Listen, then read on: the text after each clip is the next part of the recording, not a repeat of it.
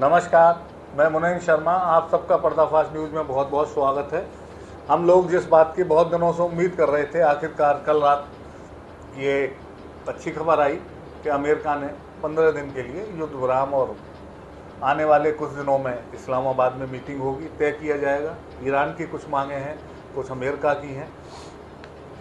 ये मानवता के लिए बहुत अच्छा कदम है और आशा करते हैं कि जल्दी ही इसकी जो नकारात्मक ऊर्जा एनर्जी को लेके जो रेट बढ़ रहे थे, ये सब रास्ते जल्दी खुलें। हम लोगों को भी जो परेशानियों का सामना देखना पड़ रहा था वो जल्दी से ख़त्म हो।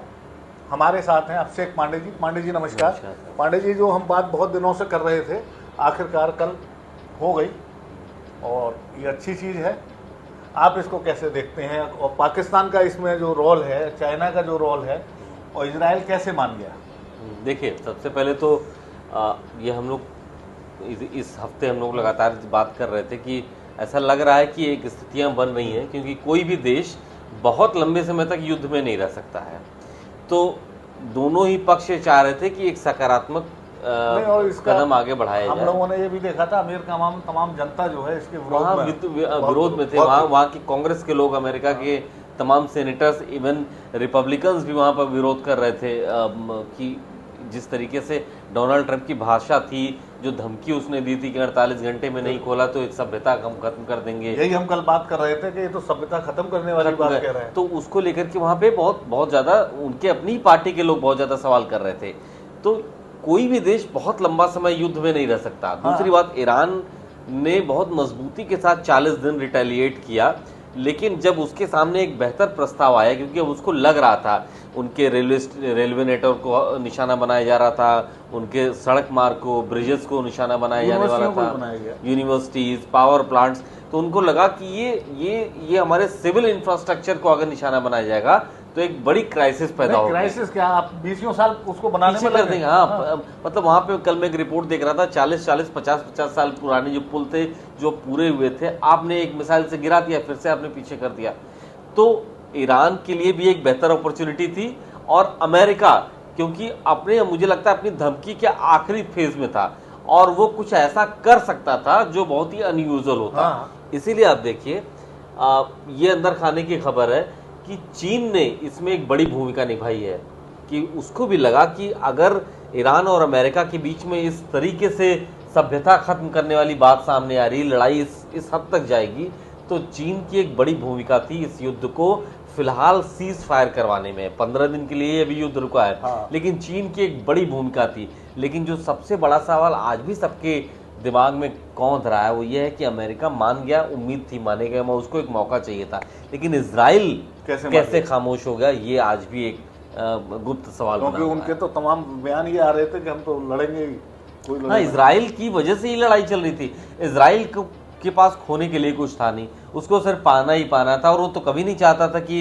ये युद्ध अभी फिलहाल खत्म हो, ये लड़ाई अभी सीज फायर में आए। लेकिन अभी फिलहाल चीन का निगोशिएशन रहा है इस पूरे उसमें अमेरिका और ईरान ने अपनी अपनी बात रख दी है। और अब देखिए, इस्लामाबाद में जब मीटिंग होगी 10 अप्रैल को, तो मुझे लगता है कुछ आपकी सुनी जाएगी, कुछ इनकी सुनी जाएगी, एक बीच का रास्ता। लेकिन ये जो सीज फायर है, 15 दिन का सीज फायर है, मुझे लगता है कि परमानेंट सोल्यूशन नहीं है, लेकिन ये सीज फायर बढ़ता रहेगा। फिलहाल अब जो मिसाइल वॉर चल रही थी वो अभी नहीं होगी। लेकिन पांडे जी, एक चीज समझ में नहीं आती है, अगर चीन की वजह से हुआ है तो ये मीटिंग चीन में होनी चाहिए थी। इसमें पाकिस्तान को इतना इम्पोर्टेंट कंट्री क्यों बनाया गया? पाकिस्तान के प्रधानमंत्री के लिए और जो वहाँ आर्मी के चीफ हैं उनके लिए, जो ट्रम्प साहब का ट्वीट है उनके लिए धन्यवाद लिखा है उन्होंने कि आप लोगों ने इसमें सहयोग किया और आपने हमारी बातें मनवाई, तो हम चलिए इसको विराम करते हैं। तो मतलब पाकिस्तान जैसा देश, जिसको हम मानते हैं कि आतंकवाद को अपनी जेब में पालता है, और ये काम तो हमारा देश भी कर सकता था। देखिए, पाकिस्तान, तुर्की और कुछ देश पहले से प्रस्ताव लेकर के बैठे ये काम भारत भी कर सकता, भारत कर सकता था, लेकिन भारत की भौगोलिक स्थितियां और भारत की मौजूदा जो विदेश नीतियां हैं वो इसके लिए आड़े आ रही थी, बहुत ज्यादा सपोर्ट नहीं कर रही थी। वो मुस्लिम कंट्री है इसलिए। यस, मुस्लिम कंट्री है, न्यूक्लियर एम्पावर्ड है, पड़ोसी देश है, एक ही मुस्लिम कंट्री है जो न्यूक्लियर पावर एम्पावर्ड है, प्लस वो सीमाएं भी साझा करता है। दूसरी बात कि वो एक ऐसा देश है जो चीन की गोद में भी बैठता है, पाकिस्तान, अमेरिका की गोद में बैठता है, और ईरान से भी उसके रिश्ते खट्टे मीठे रहते हैं। तो एक बेहतर जियो पॉलिटिकल सिचुएशन पाकिस्तान क्रिएट कर सकता था और इसीलिए उसको मौका मिला। आपने पूछा कि चीन क्यों नहीं आया, मुझे जो महसूस होता है जबकि चीन में अभी जो है इसी महीने ट्रंप की यात्रा देखिए चीन क्या है ना, चीन एक किंग मेकर की भूमिका में है। चीन अगर खुद सामने होस्ट बनकर के आता और वो समझौता कराता तो ये होता कि ईरान को खुल करके चीन का समर्थन है। चीन अपनी न्यूट्रलिटी बचाते हुए, न्यूट्रलिटी विश्व व्यवस्था में बचाते हुए उसने ये काम किया है। और पाकिस्तान के लिए ये एक तरीके से गुड गेन है दोनों तरफ से कि उसने दोनों पक्षों को अपने यहाँ बैठा के बात कराने पे मजबूर किया है। पांडे जी, क्या ये देख रहे हैं आने वाले दिनों में ये जितने मुस्लिम कंट्री हैं उनमें पाकिस्तान का एक स्थान थोड़ा सा अलग हो जाएगा लोगों की सोच में कि भाई इतने बड़े युद्ध में, अमेरिका इजराइल के युद्ध में पाकिस्तान ने इतनी बड़ी नहीं, देखिए ये कुछ लोग तारीफ कर रहे हैं, लेकिन पाकिस्तान तो हमेशा से हंसी का पात्र रहा है। पाकिस्तान के वो है ना कि भिखारी की कटोरी में सोने का सिक्का जबरदस्ती गिर गया है। वो हमने कहा ना पाकिस्तान हमारे पास भी आ सकता था, हमारे पास बहुत मुश्किल था, क्योंकि हमारी जो जियो पॉलिटिक्स है आज के समय में, ईरान से 2019 के बाद से हमारे वो गर्माहट वाले रिश्ते नहीं है।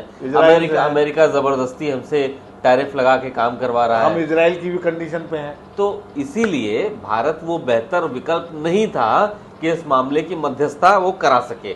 भारत रूस यूक्रेन में बेहतर था, क्योंकि रूस के साथ बहुत अच्छे रिश्ते भारत के उस समय थे। आज के समय में वो भी नहीं है। और दूसरी बात कि आज के समय में ये जो सीज फायर हुआ है, पाकिस्तान को उसका क्रेडिट नहीं मिलेगा। पाकिस्तान की झोली में ये चीज गिर गई है कि चलो तुम्हारे ही भाई रूस तुम्हारे यहाँ बैठते हैं। रूस और यूक्रेन की आप बात करेंगे तो यूक्रेन के साथ तो 28-32 कंट्री लगे ही थे, नाटो वाले जितने हैं वो सब यूक्रेन की मदद ही कर रहे हैं। रूस तो उनसे लड़ रहा था, तो वो चाहता नहीं है कि मैं किसी और फ्रंट पे कुछ करूं, सही बात, वो वहां फंसा हुआ है और वो नहीं चाहता कि उसके बराबर में आके नाटो आए। उसकी भाई एक ही तो कंडीशन है, वो तो कुछ कह रहा था जो करना है तुम करो भाई, लेकिन तुम नाटो में मत जाओ, वहाँ पड़ोसी देश होने का फर्ज निभाओ। मेरे बराबर में उन मेरे दुश्मनों को ले आओगे तो आप मेरे घर के बराबर में आप मेरे दुश्मन को ले आओगे तो मैं क्या करूंगा। इसीलिए वो युद्ध इतना चल रहा है, अभी भी चल रहा है। लेकिन ये अब मान लें कि ये मानवता के लिए ठीक हुआ है और ट्रंप को अकल आई, जैसे भी आई, जिन भी कारणों से आई, वो चाहे अमेरिकन जनता की वजह से आई या फिर सोचा होगा आर्मी, वहाँ के सब लोगों ने, जितने भी सलाहकार हैं आर्मी के, कि इतना लंबा युद्ध इतनी दूर डिस्टेंस में हम लड़ेंगे, उसका उद्देश्य क्या है हमारा। देखिए इसका विश्लेषण अगर आप करेंगे ना तो इस पूरे लड़ाई में अमेरिका, इजराइल, ईरान सबने कुछ खोया है और कुछ मिडिल ईस्ट ने भी खोया है। उन्होंने नहीं, बहुत मिडिल ईस्ट में अमेरिका के सामने देखिए, अमेरिका ने खोया है, लेकिन पाया क्या है, पाया है देखिए आज भी जो स्थिति बहुत खराब थी कि मिडिल ईस्ट से उसका वर्चस्व खत्म हो जाएगा, वो फिलहाल अभी नहीं खत्म होगा। क्योंकि इस कंडीशन पे तो बातचीत पे अब आ गए ना। अगर वो खुद अपने कदम पीछे हट के युद्ध से हटता तो उसकी बात खराब हो जाती। फिर वो पहले वाली बात तो नहीं रहेगी, वो तो नहीं रहेगी। देखिए अब समझौता होगा, कई नई पॉलिसीज बनेंगी। ईरान ने जो अपनी 10 पॉलिसी बनाई है उसमें कई कंडीशन, उसने कहा सारे सैंक्शन हटाइए, मिडिल ईस्ट के लिए एक पॉलिसी होगी, ईरान की अध्यक्षता होगी, होमरूज स्टेट के लिए ईरान और ओमान शेयर करेंगे जो रेवेन्यू, बहुत सारी चीजें उसने बताई की। अब ना पूरी बात इनकी मानी जाएगी ना पूरी बात अमेरिका की मानी जाएगी, ये तो बीच का रास्ता ही निकलेगा।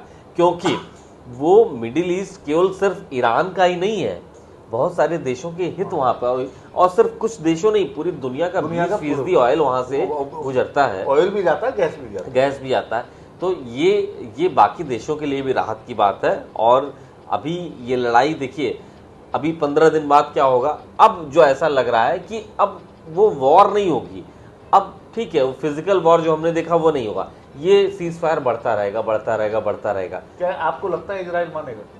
इजराइल ने तो पहले ही अड़ंगा डाल दिया, उसने कहा ईरान आप अपनी बात कीजिए, लेबनान को किनारे रखिए, हम वहां मारेंगे, हम वहां मिसाइल मारेंगे। ईरान ने यह भी कहा है कि हमारे ने लेबनान पे भी नहीं आना चाहिए, तो इजराइल ने तो अड़ंगा डाल ही दिया है। लेकिन आप देखिए इसी को बोलते हैं कि बेहतर तरीके से फेयर एग्जिट, ईरान ने फेयर एग्जिट लिया है इस लड़ाई से, क्योंकि ईरान की जनता भी परेशान थी नहीं, वो वहाँ तो पे, खैर, ठीक इतने है। दिनों लड़ाई, से- हाँ लड़ाई किसी नहीं, के लिए भी लड़ाई अच्छा के नहीं। अलावा इतने दिनों से बंदिशें झेल रहा था बंदिशें वो झेल रहा, तो फेयर एग्जिट है। तो इसीलिए वो थोड़ा सा जो कह सकते हैं कि इजराइल की मन बढ़ई है, थोड़ा बर्दाश्त कर लेगा वो, लेकिन अपनी जनता को, अपने लोगों को बचाने के लिए फेयर एग्जिट लेते हुए देश को, अर्थव्यवस्था को बर्बाद होने से बचाने के लिए ईरान का ये कदम भी बेहतर रहा है। लेकिन ये गल्फ कंट्री कहाँ रहेंगे जहाँ ईरान ने तमाम कतर, ओमान और दुबई और सऊदीया में तमाम उनके उड़ा दिए हैं, इन सब की क्या हालत रहेगी? ईरान ने तो अपनी सुप्रीमेसी दिखा दी ना मिडिल ईस्ट और पश्चिम एशिया में, उसने दिखा दिया है। अब तो ये कुछ नहीं कर सकते। जो सुपर पावर से 40 दिनों से अकेले लड़ रहा था, उसने तो बता दिया कि तुम लोग तो बच्चे हो मेरे आगे, उन पर तो कुछ है ही नहीं, कुछ है ही नहीं। वो तो सिक्योरिटी के नाम पे उन्हीं के बल पर तो जिंदा है। इसीलिए मिडिल ईस्ट और पश्चिम एशिया में ईरान का सिक्का अब चलेगा। इस बातचीत पे भी आकर के ईरान ने अमेरिका के समकक्ष अपना कद खड़ा कर लिया है। तो ईरान आज के समय में एक बड़ी शक्ति के रूप में जाना जाएगा। निगोशिएशंस में उसकी बातें आएंगी, उनकी भी बात मानी जाएगी, ऐसा नहीं वो कि तो बातें नेगोशिएशन दोनों पक्षों की बातें मानी जाती होगा। और ईरान आने वाले वक्त में जो भी पॉलिसीज मिडिल ईस्ट के लिए बनाई जाएंगी, ईरान उसमें प्रमुखता के साथ अपनी बात रखेगा।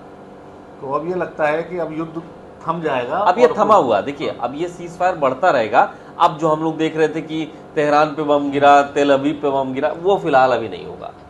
तो हम सोचते हैं हमारे देश के लिए भी ये अच्छा हुआ कि हमारे देश में जो एनर्जी संकट था, बड़ा संकट था, एनर्जी संकट था, उर्वरक संकट है।